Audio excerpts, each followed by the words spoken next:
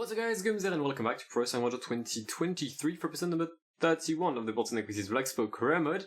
In today's episode we shall attempt to retain our national jerseys of both Great Britain and the Republic of Ireland, and then we'll prepare our transfer window, and also I'll ask you a critical question regarding the future of this save. And we kick things off with the time trial in the Great Britain between the place and Tilby. Not sure where that is. There's no other. No, it's between Tilby and Tilby. That's all I can tell you. I still have no clue as to where that is. I don't think we've ever won the time trial championship. At least not with an English rider. But we'll see. We do have Max Poole as a time trialist, but I think that's it. Actually, no, Ethan Vernon is a decent time trialist, if I recall things correctly. We'll see what happens to Matthew Walls, try to gauge the rhythm I need to have in this time trial, and yeah, let's have it. It's a very good day for Max Poole.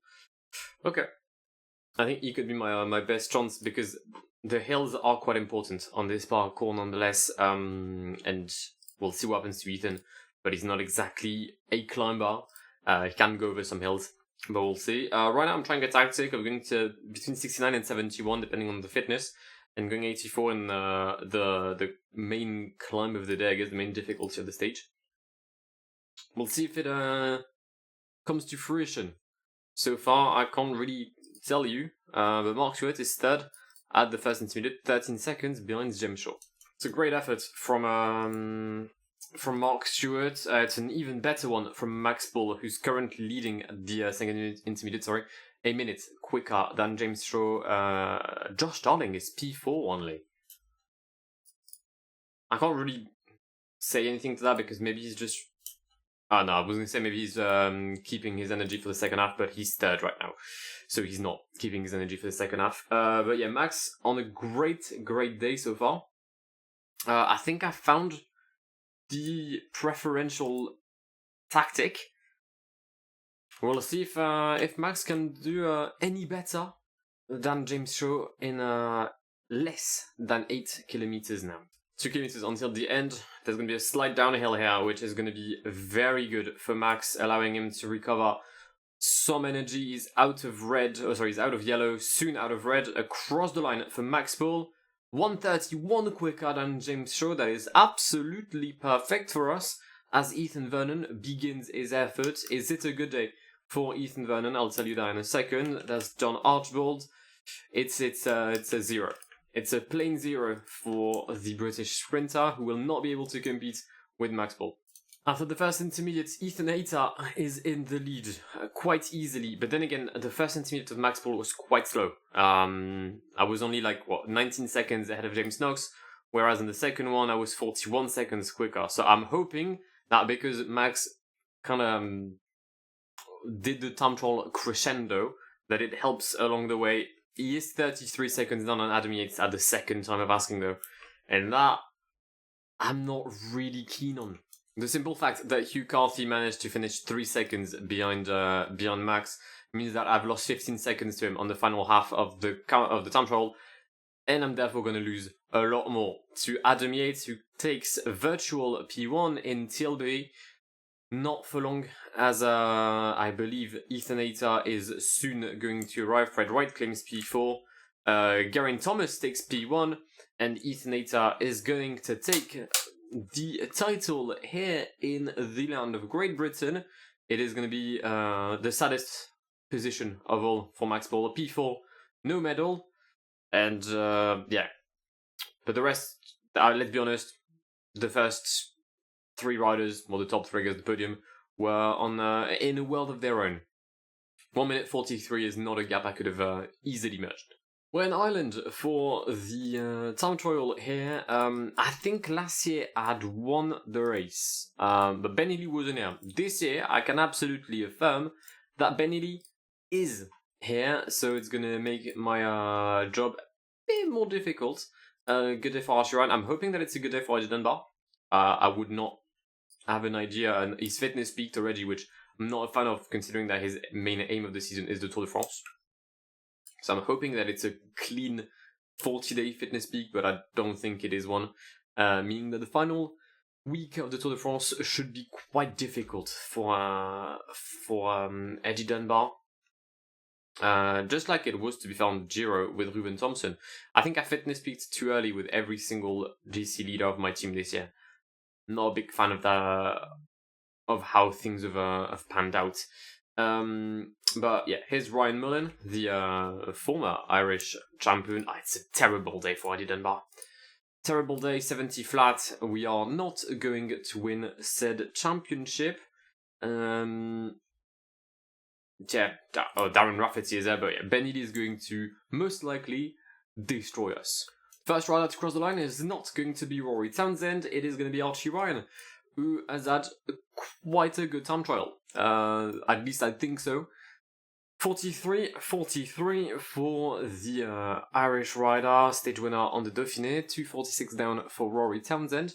We'll see what happens to our good friend Eddie Dunbar. I'm trying to gauge like the visual distance to Ryan Mullen and to Darren Rafferty. I think it's quite close. I think I'm closer to Mullen than Rafferty is to me. But Ben Healy is closer to Rafferty, so in other words, I have no idea. 1 kilometer for Eddie. To say that Archie Ryan did a good effort would be an understatement, as he is ahead of Ryan Mullen. Eddie Dunbar is going to cross the line a second quicker than Archie Ryan, but I think Ben Healy has done what it takes to defeat us here in Collooney. Cross the line for Darren Rafferty. It is quicker than Eddie Dunbar and Archie Ryan. I did not expect that. Cross the line for Ben Healy is quicker as well. 42-45 for the what could I use to qualify him? Well, just one of the best riders to watch in cycling. Yeah, deserved. It's a good thing that he's on my transfer list. And the road race is a go. Now, I've said it every single time, there is a national championship, so for those who've watched every single episode of this save, first of all, thank you. But also, I've never lost a road race. I've never lost a national championship road race this year. This year, just in this save, whether it is Australia, New Zealand, Great Britain, or Ireland. And I take pride in defending my titles year in, year out. Now, historically, national championships never were my thing. For some reason, this year, it seems that it is. So, we're going to send Mark Stewart in the breakaway to ensure that in case of a breakaway fight, we'll have a chance. This is, I think, the 2021 version between Lincoln and Lincoln, and it's got the Michael Gate, a 7.5 average climb with a max of 12%. And I think it's cobbled, hence Mark Stewart's implication, I guess, in the break. So far, the peloton doesn't seem very keen on letting us go because everyone's attacking. So we'll see what happens. But I guess I could go Jacob Scott if things go south. I could also go Matthew Walls, and I think I'm actually going to go Matthew Walls, as he seems to be the best suited rider for the challenge today. But yeah, Mark Donovan bridging everyone back, and it leads Mark Stewart alone at the front. Just under 20 kilometers remaining. The breakaway has a minute and a half lead of the peloton, where the Team Sky has gone mental. So they've paced with Mark Donovan and I think Ethan Hayter, and now James Shaw and Ben Swift. But they've attacked with what's his name? Ben Turner, I think. No, Ben Tollett, sorry. He had like a 20-second lead, and then Thomas Pidcock attacked the bridge to like come back at, I don't know. It didn't make sense, but they certainly did their best to prevent their own rider from being in the breakaway. So something doesn't add up. Like the mathematics just don't math. But it's fine. Look, I'm not going to complain. When the penultimate Michael Gate, so I'm making sure that Ethan Vernon and Matthew Walls, oh god, they've stopped pacing. Okay, I'm going to follow Geraint Thomas here with Matthew Walls. See if I can actually follow him. That'd be quite fun, if I could, let's be honest. if we also manage to follow him, let's not relay whatsoever. A group with Fred Wright has attacked. Stephen Williams, Paul Double, Ethan Hayter, Peters, and Oscar Only has attacked. Well, I'm fighting on 3 different table here. It's very, very difficult. In the break, Mark Stewart is there with Stephen Balfour and James Rudkin-Gray. I feel like Balfour is the weakest, so I'm just gonna go on a slight attack here. Try to get a gap, maybe. No, it's not working. Oh, it is. Balfour's gone. Balfour, I think, is done. Oh, it's gonna be very close. This is tricky, you know. This is very tricky. In the meantime, in the peloton, I'm fucked. I didn't pay attention to Jacob Scott's position. We're quite far down. Geraint Thomas has managed to come back on Rudkin Gray and Balfour. Mark Stewart still in the lead. 4 kilometers left, 30 seconds on the 7-man peloton. Here, I don't care. Matthew Walls still well placed in the wheel of Geraint Thomas. Here's Thomas Pidcock trying to take the relay, but I think everyone's done. I think in this group everyone's fucked. No, what am I doing? Let's follow Pidcock with Matthew Walls. They've stopped. Okay, well this group has decided to stop. Mark Stewart, final kilometer for him. I think he's done enough. Matthew Walls is going to start his effort from very, very much far away.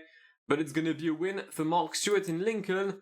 Ahead of Matthew Walls. It is a 1-2 for us. We retain our 100% win ratio. And what a race, by the way. To Ireland we go. Already a breakaway. Ryan Mullen and Cole Curry. It is a hilly race. So let's be honest. Look, I was going to try and do something smart. Fuck it. I'll attack with the entire team. Ben Healy's not going to pace. And if these guys pace, yep, we're gone. Alright, safe. We're going to have a breakaway in which Ben Healy does not feature, meaning that I should have enough to win. 30 kilometers remaining. Rory Townsend, Archie Ryan, Eddie Dunbar, Ryan Mullen, and Cole Curry. It was actually tougher than I expected to be in the break. But we managed to do so. Rory did claw back 16 minutes on the leaders, which I figured was a remarkable performance. So he can attack. That's the plan. Okay. I wanted to see if I could drop Ryan Mullen by attacking. Clearly, answer seems to be a negative, but that's fine. It's fine. We'll make it work. Got 2 more hills to drop Mullen and Cole Curry, and I'm pretty sure we should have the legs to do so. An attack on the left. Attack by Cole Curry. Interesting. Ballsy. Very ballsy from him. Sadly, got caught by Townsend. Counter attack by Ryan and Eddie Dunbar. Cole Curry can't follow. Can Ryan Mullen do something? Nope. Alright, bye. Have a great time. And just like on the Dauphiné, Archie Ryan lost so much energy. I don't know what it is due to, but because of that, it means that we're going to go for Archie Ryan first, and also it allowed Mullen to come back. So Dunbar goes again. And this time, we're going to make sure that Ryan Mullen does not come back, and I don't think he will. There's been an attack, one of the favourites behind Ben Healy, who figured he could potentially keep his, do the double of both road and time trial champion. Sorry, mate. You can't. I'm not built like that. I'm not going to give away titles. Archie Ryan goes solo, Intel out Hill, and that should be the title sealed for Archie. Archie Ryan raises his hands at the summit of Turlough Hill, and he is the new Irish champion. Eddie Dunbar is gonna claim, la secondo position. P3 for Ryan Mullen, who's done a very good job, and Rory Townsend, after a remarkable performance, is going to end up in P4. The peloton trails about 15 to 20 minutes behind with Ben Healy. One rider managed to be dropped, that is Dugan for Tudor Cycling. I figured I'd give you one more stage, the Circuit Franco-Belge, mostly because it's a sponsor objective, so I figured we'll do it. It's the comeback race of Caleb Ewan, following his injury that he got on, I think, the Carrage de Dunkerque. He's back and ready for more. Is there no jersey for us? There's no Norwegian jersey for EF? Interesting, I would have expected that to have one, especially knowing that they had Odd Christian hiking back in the day. But Either way, yeah, it's most likely going to be a sprint. We've got Matthew Bostock, we've got Caleb Ewan. But my main nemesis is here. It's the almighty Pete Allegart. I don't know where he is, but he's definitely somewhere. There he is. Hate him. We're in the finish of the circuit Franco-Belge. We've got Miles Cotton leading Mr. Aaron Gate as we come back on the breakaway. It's a late comeback on the breakaway and the final hill of the day, but we managed to come back nonetheless. We're sprinting for Caleb Ewan, although Matthew Bostock has more energy, but I really want Caleb to get a win, to get his morale up as we approach the Tour de France. I think that would be quite ideal for us. Sprinters wise, we've got the likes of Pascal Ackermann, Jakob Mareschko, Itamar Einhorn, as I've mentioned earlier. Pete Allegart is there. Although I'm not seeing him directly here. I'm gonna guess he's there, but yeah, alongside Jasper de Voist and Gerben Tyson. Alright, let's go 99 with Aaron Gate. I'm gonna try and use the small amount of energy I have with George Jackson. It's not a lot, but it's not negligible. That was the Frenchest pronunciation of that word I think I've ever had. 4k to go. So I'm slightly too quick on the sprint schedule, but we'll try and make it work either way. There's gonna be a right-hander here. There we go. Taken the apexes. Jacob Scott starts his effort. There goes Matthew Bostock. 1.5k to go. Caleb Ewan is well placed. There goes Caleb. 700 needs to go against... I'm not going to lose a sprint to Jakob Mareschko, am I? Oh, no. Well. Do you want a close finish? Actually, no, it's not that close. If we zoom out, it's not that close. It's a win for Caleb Ewan for his comeback race. Just ahead of Pete Allegart, we finally have our revenge on the Belgian rider. Gets in there. As I said at the start of the season, this year I'm going to make transfers only within the game and not cheat, I guess, or just use any external source of power, meaning that I need to do the dossiers. Riders I want to keep: Nick Schultz, Eddie Dunbar, Jay Vine, Michael Matthews. That's my top 4. And I think they're going to sign, although Jay Vine doesn't really seem convinced. I'd like to add a Fred Wright to the lineup, Josh Darling, and Ben Healy. I think Ben Healy is the one rider I really want to add, because it's a rider I really like. So yeah. Then when it comes to the other riders available, well, if we were to lose Jay Vine at his grand old age of 29, I would have liked to get Jai Hindley, but he's not available. Thomas Glog is too late. Adam Yates is potentially available. I do have 7 points. I could get Adam Yates. I could get his brother Simon. Jack Haig, Leo Heita, Oscar if I want to get him, it would be in the next window. Maybe Stephen Williams is kind of dead, and then we're already looking at riders that don't really have a lot of talent. If there's anyone that like strikes your eye and you're like, oh shit, he needs to have him in this team, let me know. Because I think sprinting wise we're good, so I don't think we need Caden or Sam Welsford. A flat terrain could get someone like Luke Rowe, but then again he's really old, and I'm probably gonna get Josh Darling.